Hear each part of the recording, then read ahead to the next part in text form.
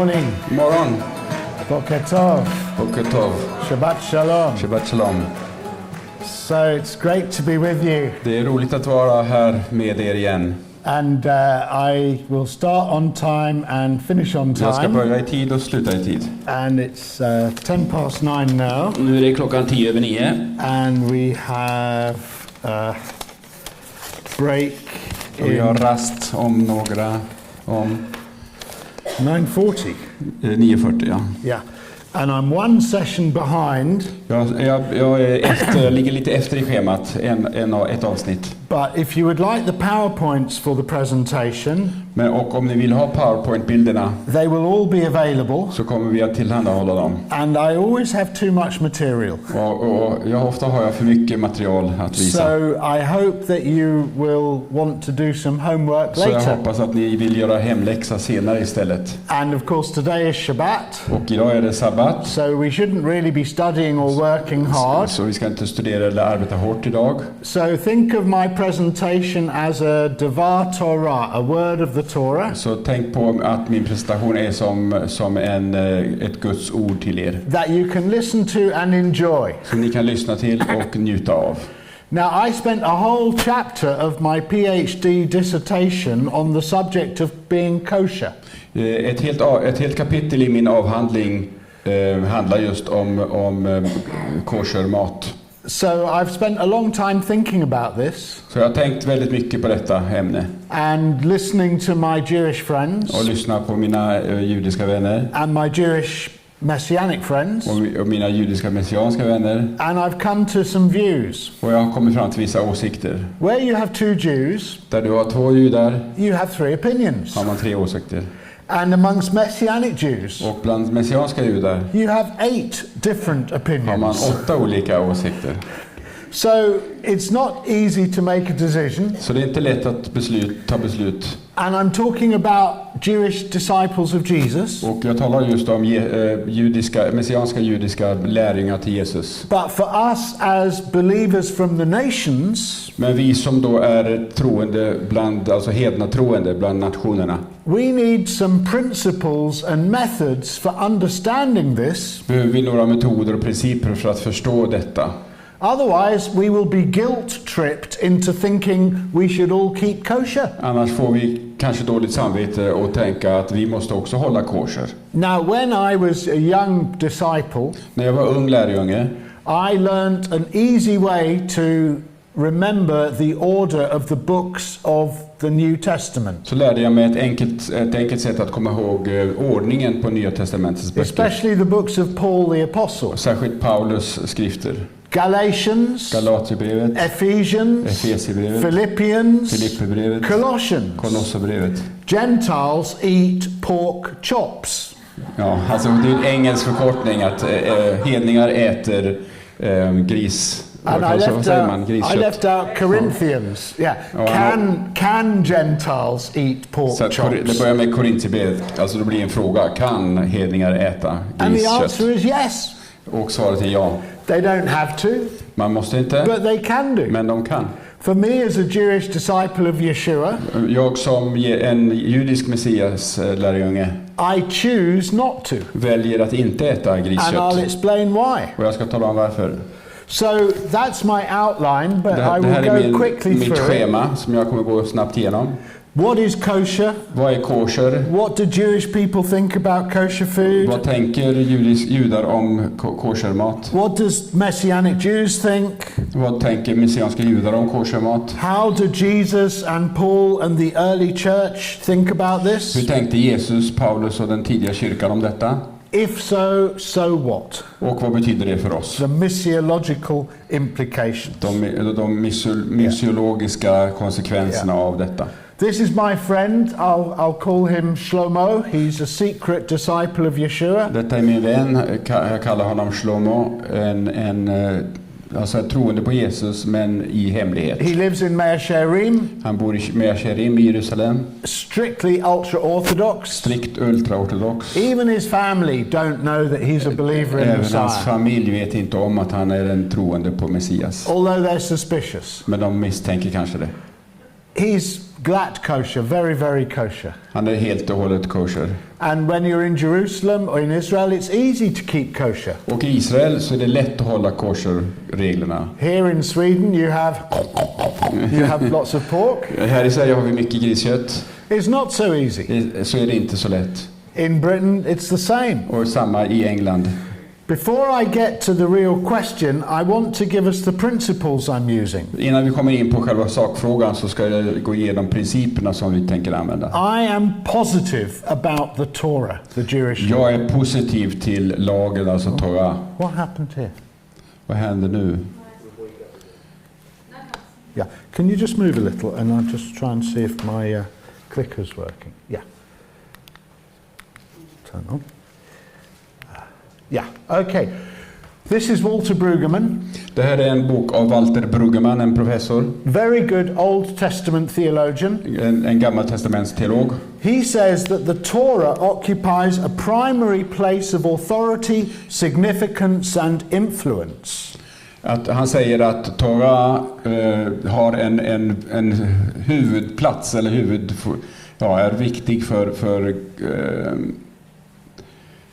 att förmedla Guds mediation betyder ju försoning. In the mediation of God's presence. Av Guds närvaro och syfte. In other words, mediation is the way we communicate.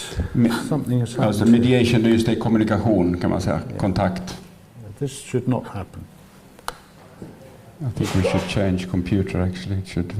No, I didn't change the computer, but I think the cable will probably need changing. Yeah. So when we speak about God making himself known to us, när vi talar om att Gud ger sig till känna och ger sig känd för oss, we should see the Torah as the way God reveals his character. Så ser vi att Torah är det sätt som Gud uppenbarar sin karaktär och sina värden, his värderingar, will for his people, hans vilja för sitt folk, and his presence amongst us, och hans närvaro bland oss. Yeah. So that, are we coming back on? Just a moment. Nearly, yeah. So that we as believers in Jesus, så att vi som troende på Jesus, who are not Torah positive, som inte är kanske positiva till Torah, have much to unlearn, har mycket att vi behöver avlära oss sånt som är fel, and relearn, och lära om about the Torah. Om lagen, om Torah. Often as believers in Yeshua, som troende på Messias, alltså Jesus som Messias, we get the gift of amnesia. Får vi gåvan att glömma bort. I'm very bad at remembering names. Jag är väldigt dålig på att komma ihåg namn.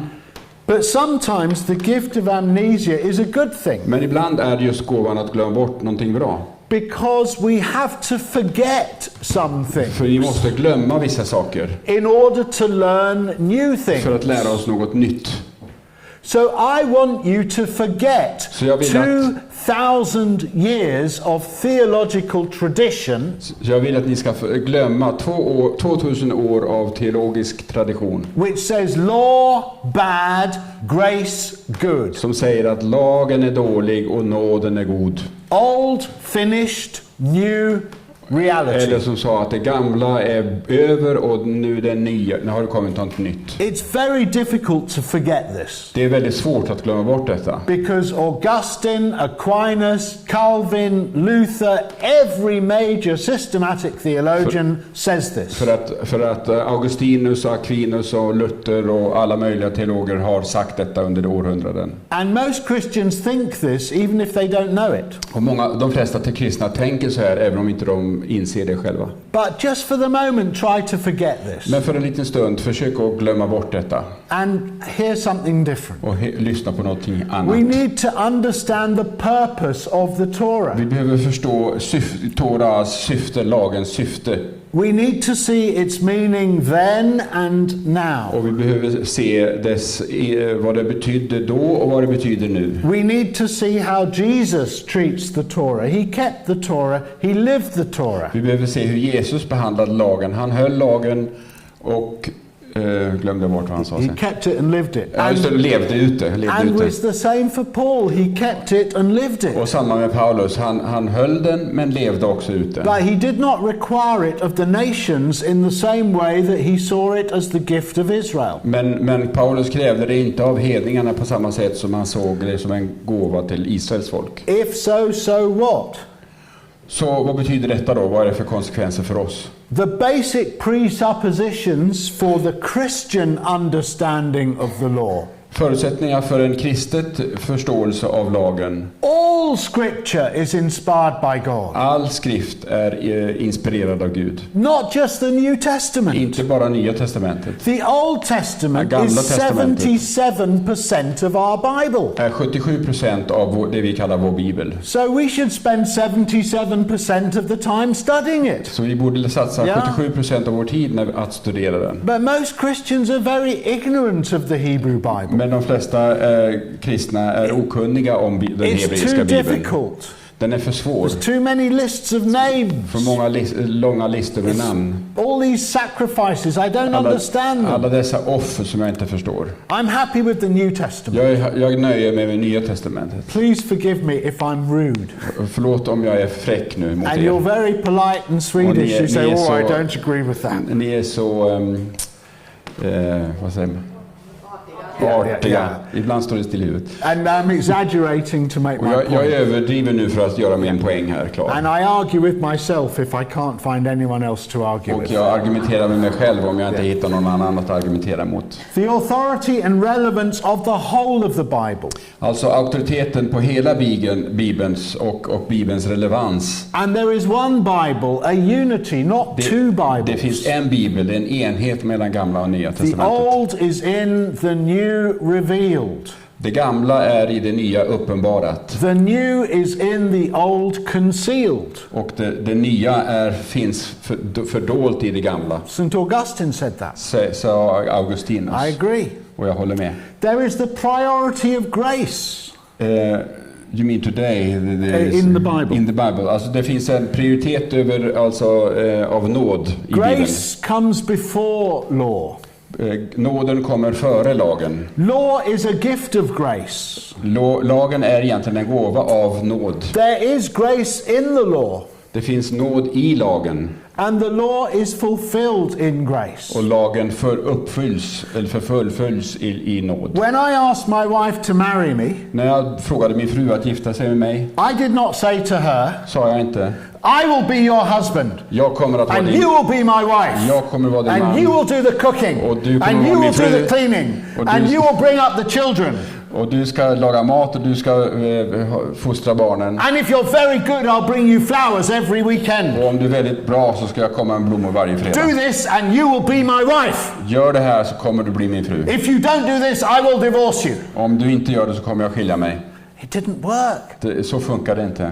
I had to get down on my knees Jag behövde gå ner på knät and say, sweetheart, och säga älskling, I love you. jag älskar dig. Please, will you marry me? Snälla, vill du gifta dig med mig? February the 14th, 1987. Okej. 14 14 februari, which year? 1987. 1987. And And actually Yeah. jag förlovade mig med Marie 14 februari 1980. I was actually engaged with my wife 14th of February 1981. Wow. I didn't know it was Valentine's Day though. And did you say to her, you will be my wife, and you will do jag this, sa inte and you så. will do that? Nej, så sa jag inte det. Did it work? Nej. That's law.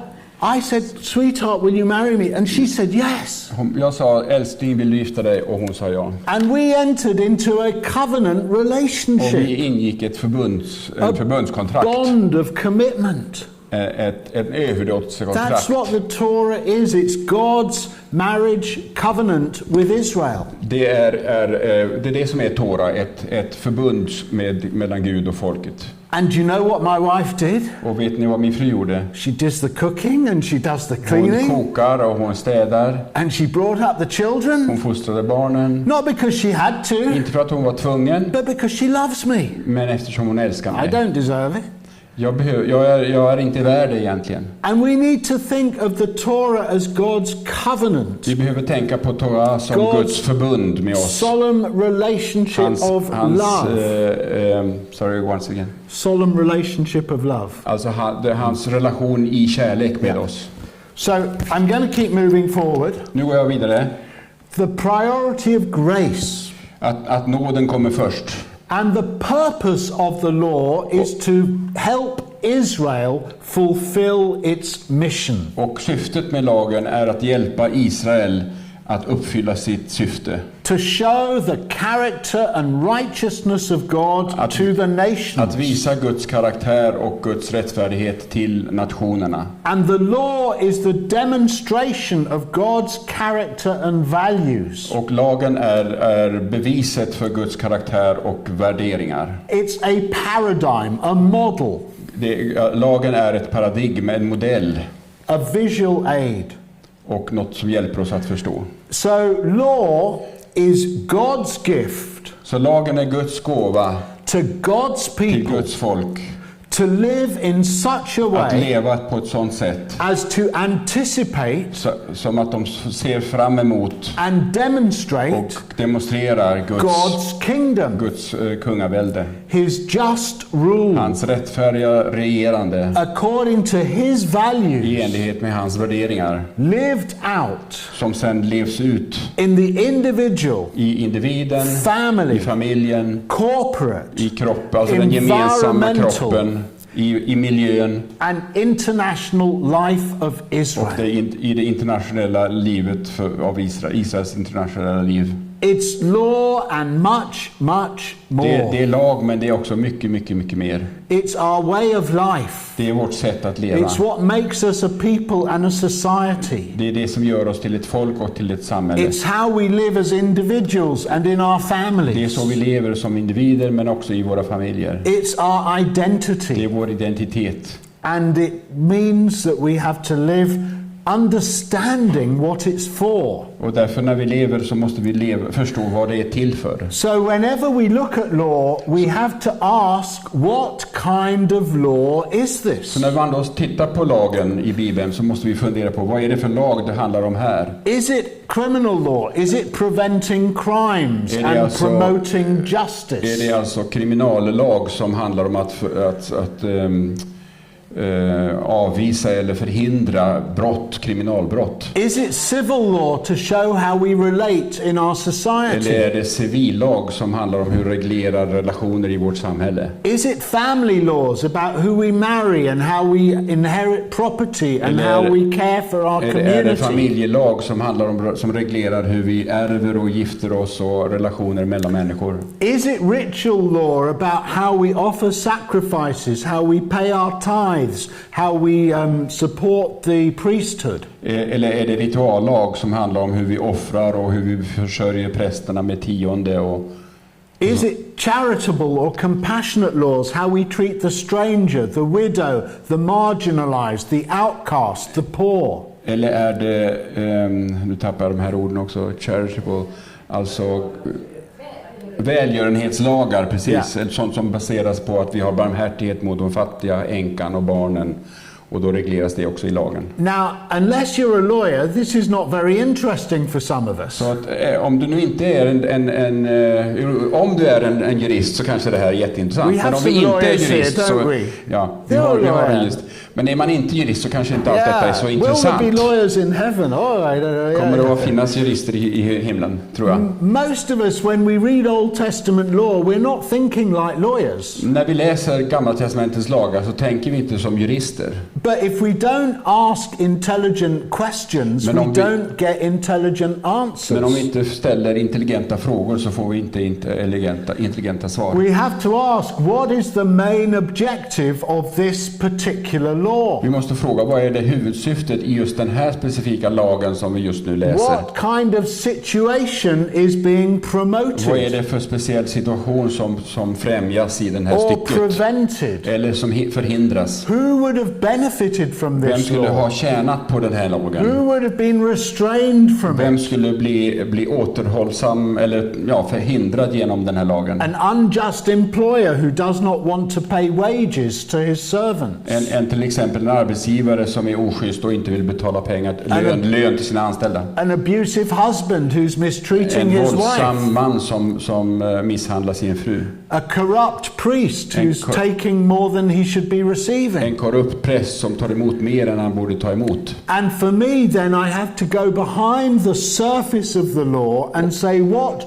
principles and priorities does it express or embody? Och jag ville försöka gå förbi ytan och gå tillbaka och fråga vilka principer och prioritet finns det i lagen och vad är det den uttrycker och försöker förkroppsliga. And then to apply it today, I have to see what the principle is and apply it in my context. Och då behöver jag förstå vilken princip som finns där och tillämpa den på min kontext som jag lever i nu. This is called principle-driven exegesis. Detta kallas alltså exegetik driven av principer. It's one way of reading the Bible. Det är ett sätt att läsa Bibeln. It's not the only way, but it's a good way to start. Det är inte det enda sättet att läsa, men det är ett bra sätt att börja. What is the purpose of keeping kosher food? Vad är syftet med att hålla kosher mat? What is the purpose of circumcision? Vad är syftet med omskärelse? What is the purpose of keeping Shabbat? Vad är syftet med att hålla sabbaten? And then how do I apply that in my world today? Och hur applicerar jag, tillämpar jag det i min värld idag? So there's examples that you can use as a test case. Så här är några olika ställen där man kan använda som en test. The Sabbath is an example. The skin disease practices on leprosy. Leprosy, skin disease. I know, but what's spetälskan? Kosher food we're looking at. Kosher mat. Wearing tefillin, prayer boxes. Att ha de här tefillin och falökter i de man sätter på sig när man ber. Clothing. Olika slags klädesplagg. And war. Och krig. Now this is all part of the life of Israel as a people. Allt detta är delar av livet i Israel. And there are key important priorities and values. Och då finns det då speciella kärnvärden och kärnprinciper. And in every law you study, you think, yes, this is telling me that God matters above everything else. I alla de här olika lagarna så säger det att Gud betyder någonting utöver alla andra. That human life matters more than property. Att mänskligt liv är mer värt än ägodelar. So is it a crime to steal wood for your fire? Så är det ett brott att stjäla ved till din eld. If you're so poor, om man är fattig, you have to have compassion. Så det måste finnas nåd och barmhärtighet. Human need matters more than individual rights. Mänskliga behov är viktigare än legala rättigheter. The centrality of the family as the building block for society. Att familjen är viktig och står i centrum är också ett sånt värde. Justice must be impartial. Och lagen måste vara vad säger man nu då? And punishment must be... One moment, I need to translate. Justice must be impartial. Alltså opartisk, precis. Alltså justice är ju rättvisan måste vara opartisk. And focus on the weak and vulnerable. Och koncentrera sig på de fattiga, de svaga och sårbara. And punishment must be appropriate, consistent, supervised and humane. Och straff måste vara avpassade och konsistenta och övervakade och humana, mänskliga. Now I have 4 minutes left. Nu har jag 4 minuter kvar. So I need to get to kosher. Nu måste jag komma fram till kosher. Wow. Oj. What is kosher? Vad är det kosher för någonting? Kosher is fit or pure. Det är något som passar och är rent. There are some parts you can eat and some parts you can't eat. Vissa delar som man kan äta och vissa delar man inte kan äta. And there are some animals you can eat and some animals you can't eat. Några slags djur kan man äta, andra kan man inte äta. Basically a whole list of things that you can or can't eat. Det finns en lista med saker på vad man kan och vad man inte kan äta. You can't eat pork and pork products. Inte griskött av olika slag. Rabbit, owl. Inte hare eller örn. Etc. Eller ögla. We had caviar this morning for breakfast. Vi hade kaviar nu till frukost. But it was cod caviar, not sturgeon caviar. Det var inte sån här riktig rysk kaviar utan det var ju svensk kaviar. Kosher. Och det var kosher. Is Coca-Cola kosher? Är cola kosher? Do you have Coca-Cola here? Ja, det har vi. The rabbis have lots of discussions. Can you drink Coca-Cola at Passover? De diskuterar om man kan dricka cola på påsk. It's made with special glycerin.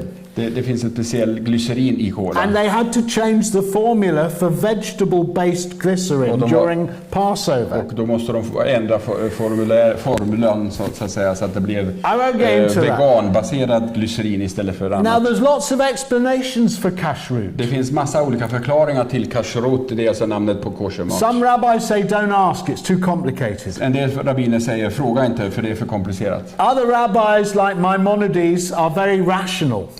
En del som till exempel den kände rabbinen Maimonides. Yeah. På they say that bad animals kill other animals for food. We mustn't eat them. 1300-talet. Han sa att onda djur dödar andra djur och då ska vi inte äta dem. There's philosophical and theological explanations. Det finns filosofiska förklaringar. And I love Jacob Milgram, a commentator on Leviticus. Det finns en kommentar, Milgram, på tredje Mosebok. And he gives what's called an anthropological explanation. Han ger en antropologisk förklaring. He says that if you like, the world is mapped in 3 areas like this. Han säger att världen har som en karta i 3 områden. Which correspond to the areas in the temple, the tabernacle, the outside camp. Som motsvarar områdena i templet. The camp. Det finns alltså läger för hedningarna och läger för de vanliga människorna. And the mishkan, the tabernacle. Och sen det allra heligaste. And he says that understanding of reality is then mapped onto birds. Och den förståelsen av verkligheten appliceras sen på fåglar. Sanctified, clean and unclean. Så att det finns heliga fåglar, rena och orena fåglar. Animals. Och även på djur. Sanctified, clean and unclean. Då finns det heliga, rena and och orena humans. djur. Och även på människor, heliga, Israel, rena, and the nations. Och då blir det präster, Israel och hedningarna som motsvarar That makes sense to me. Det låter rimligt för mig. I'm an anthropologist. Jag är antropolog. But most Jewish people don't bother about that. Men de flesta judar bryr sig inte om det här. They just say, is it kosher? De frågar bara, är det kosher? Kosher sandwiches. Kosher mackor. It's not unusual for families to maintain a kosher home. Det är inte ovanligt att familjer håller ett kosher home. But eat non-kosher food outside the home. Men äter mat som inte är kosher när de är ute på stan. Some Jews only choose only to refrain from pork and shellfish. En del avstår från griskött och olika fiskrätter. But eat non-kosher beef and chicken. Men äter kött, alltså kokött och kyckling som inte är kosher. That's because beef and chicken have to be killed in a certain way. Eftersom kokött säger man inte, man säger nötkött. Jag är inte svensk, det vet ni. Jag är född i Afrika så jag kan inte sådana begrepp. Så, i alla fall, så att nötkött och kyckling måste ju dödas med ett visst sätt så att blodet rinner ut på ett visst sätt. All the blood must be drained out. Ja. And you must put salt in it to cure it. Och man måste sätta salta den för att den ska behandlas av saltet. And wait 5 hours. Och vänta 5 timmar. My wife told me all the stories of her mother and her grandmother always having to buy the chicken from a kosher butcher. Min mamma berättade att hennes mamma och de var tvungna att köpa köttet från en speciell slaktare och salta cure it and cook it. Och sen koka det på ett visst sätt. And then it's kosher. Och då blir det en kosher. But 2 Jews, how many opinions? Men hur många åsikter när man har 2 judar? Flera stycken. Many. In fact, eating traditional Jewish foods Faktiskt är det så att när det gäller att äta traditionell judisk mat is very low on the list of what's essential to being Jewish. Är väldigt lågt i listan på frågan vad är det viktigaste när man är jude. Då kommer just hur man äter traditionell judisk mat, den kommer väldigt lågt på listan. And only about half of Jews by 70% would keep a Passover Seder, but only 22% would keep kosher in their home. Så att ungefär 70% firar påskmåltid, sedermåltid, men bara 22 håller kosher hemma. Now my time has moved on. Nu tiden har gått. I should stop now for a break. Så jag stannar för ett litet rast. So I will do that and keep going a little bit faster in the next session. Jag ska fortsätta lite snabbare i nästa avsnitt.